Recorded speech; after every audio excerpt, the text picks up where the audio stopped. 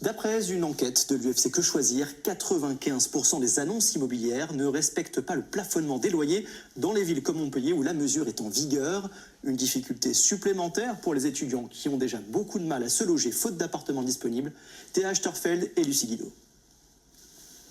C'est le forum de la dernière chance pour Santos et sa mère. Après 3 refus de résidence universitaire, ils viennent tout juste d'arriver et déjà une visite improvisée. L'appartement a l'air bien sur les photos, mais il faut voir ce que ça donne la visite. Santos est boursier et rentre en première année d'université en septembre. Pas mal, hein. Bon, après, je vais pas faire monde difficile, hein. J'ai jamais vraiment eu de logement. De son côté, Jacques, le propriétaire, propose 2 appartements à la location. Celui-ci fait 21 mètres carrés. Il le loue 500 € par mois hors charge. Est-ce que vous savez si il respecte l'encadrement des loyers? Ah, je sais pas, je connais pas la loi. Non, c'est ce qui se pratique un peu, je pense, dans le quartier. Dans le quartier. Depuis 2022, les loyers à Montpellier sont strictement encadrés. Pour savoir si cet appartement respecte la loi, direction le site de la métropole.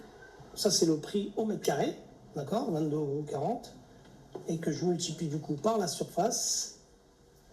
On est à 483,84 €. À une vingtaine d'euros près, Jacques est presque dans les clous, ce qui n'est pas le cas de tous les propriétaires.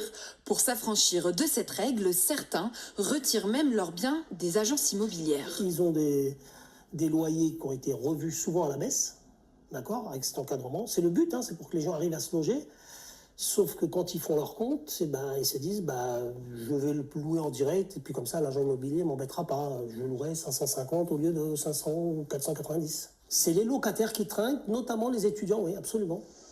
Selon une enquête de Que Choisir Ensemble, à Montpellier, les appartements qui ne respectent pas l'encadrement dépassent en moyenne de 161 € par mois le plafond légal.